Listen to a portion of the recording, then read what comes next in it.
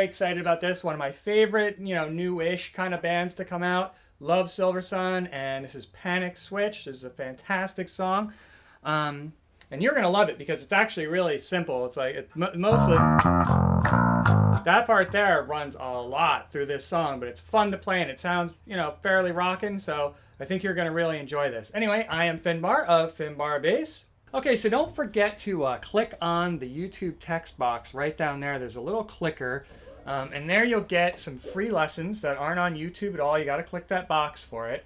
And the whole idea behind these lessons is that they are allowing you to practice and to get better on the bass and to learn your chops and to get faster, learn different techniques, but you're learning it in a musical context. So it's not like, no matter what, when we play bass, you're not going to be able to learn everything just through songs. You're going to have to do some rote repetition and some learning. So why not minimize that as much as possible and make it fun to learn? And that's the whole idea behind all this stuff, and behind this, these videos and everything, is to just basically be able to play the bass, be able to learn how to play stuff on the bass, but to do it while you're having fun, right? And they're free, they don't cost anything, so you might as well click on that link. Get those videos, yo. Alright, so that signature riff right there, what you're going to do is, I'm going to explain this really slow, so it's super easy to understand. You're actually going to, in the song, it starts out on that 3rd fret, actually, of the D string, right? But I challenge you not to think that it starts right there. It really sounds like the way it starts is it's starting on the 4th fret of the A string. But in the song, and actually the way the measures go, it starts on this 3rd fret of the D string, right? And then it's going to hit the 1st fret of the E, 1st fret of the A, and then you go down to the 4th fret of the E string, right? So far you got, do it with one finger so you can see.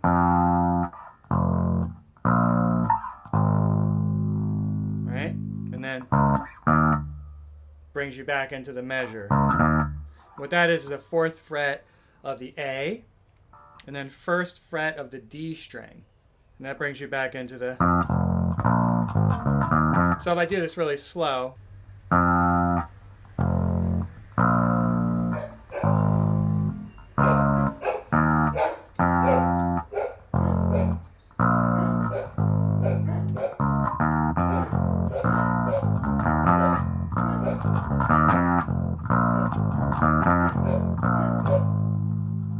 Just like that. Now when the lyrics kick in, when he sings the part, bleeds into my eyes, you're going to hear that change just really shortly, really for a short period of time.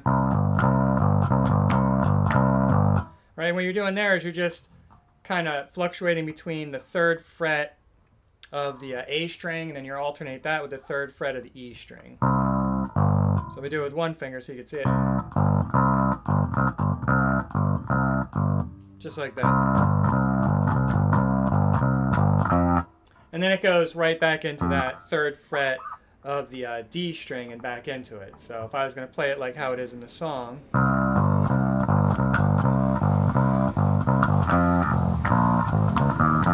It goes right back into it, as you can see. And then when he gets to the lyrics, leave the scene behind, you're going to do that again. You're going to be on the...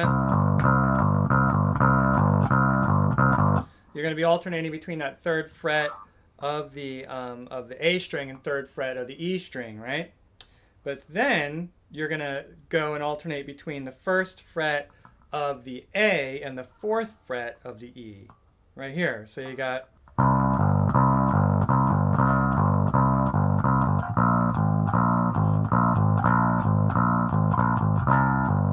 Then you're going to go back into that, the 3rd fret of the A and the E again.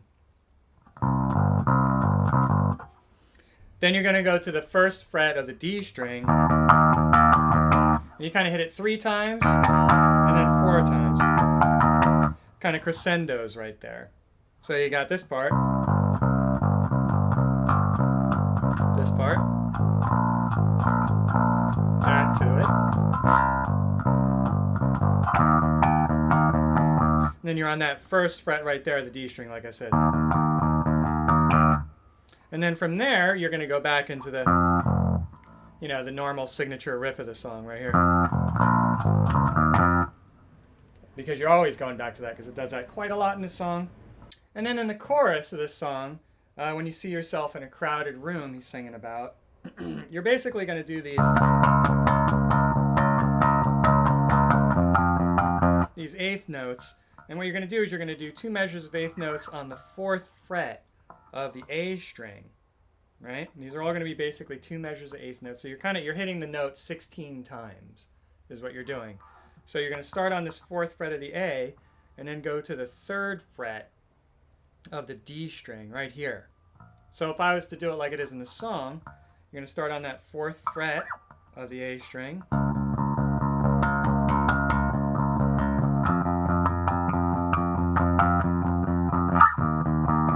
Go to that 1st fret of the D string right there. Then you're going to go back to you're going to go then to the 3rd fret of the A string, and then bring it up to the 4th fret of the A string once again, right? And just like we did before, go from the 4th fret to the 3rd fret of the D, right? And then from there, you're going to go back to the 3rd fret of the A, and then 1st fret of the D. So if I played that all together kind of slow, just so you kind of figure out how that goes, just like this. This is the chorus.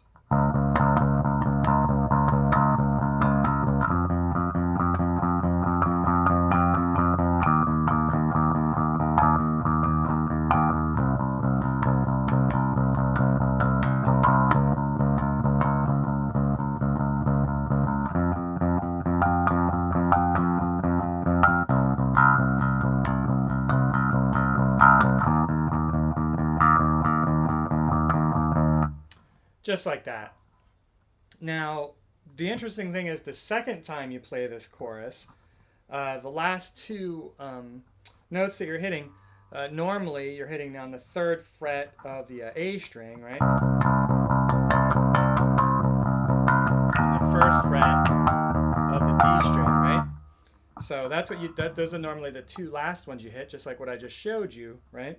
But when you play it the second time, instead of going to that 3rd fret of the A string, you're going to hit the open G. And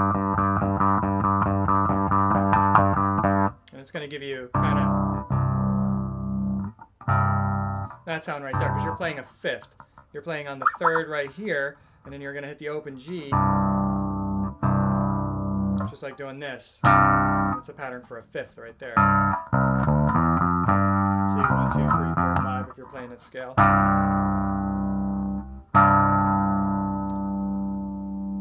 So you got the C here, you got the G there. Or you got the C here and the D here. 5ths. And also, when you go to normally you would go to the 1st fret of the D string. Instead, you're going to hit the 3rd fret, of course, of the G string. And that's its 5th right there, too. So you're going to go.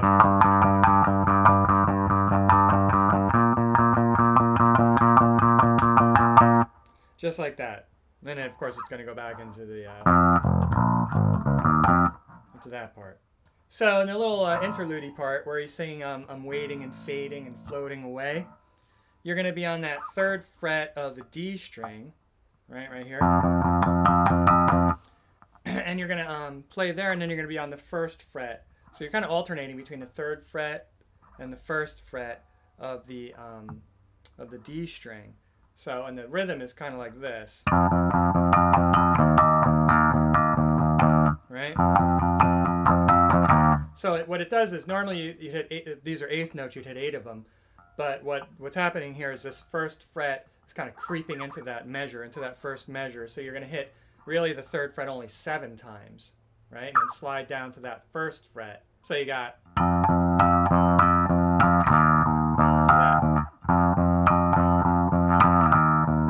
and slide right down to it. 5, 6, 7. Just like that. And then you're going to hit this 8 times, just regular eighth notes on the 1st fret. And then you're going to do the same thing when you slide back into the 3rd fret. just like that. So if I play the beginning of that, just, you know, kind of slow so you can see what it sounds like.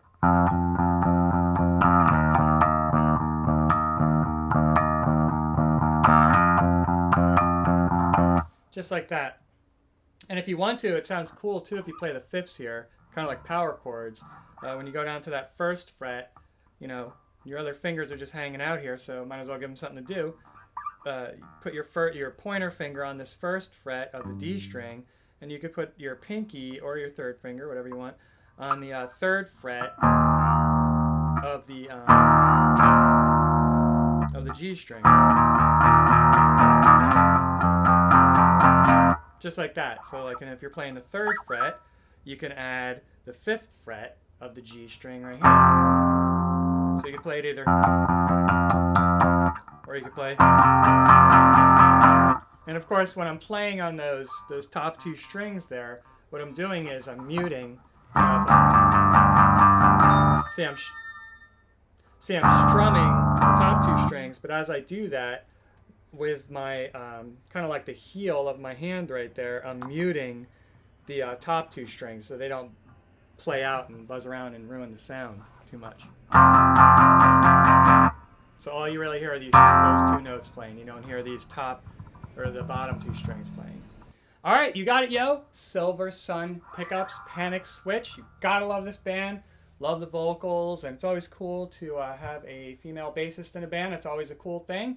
Anyway, don't forget, I am Finbar of Finbar Bass. You could always subscribe to my channel, Finbar Bass, if you like. There's tons more videos on that channel, just like this one. All kinds of stuff on there. There's, you know, alternative, there's metal, there's, you know, computer game themes and TV show themes and all kinds of good stuff that you can, you know, work your chops in on the bass for. So, other than that, have fun with it, yo.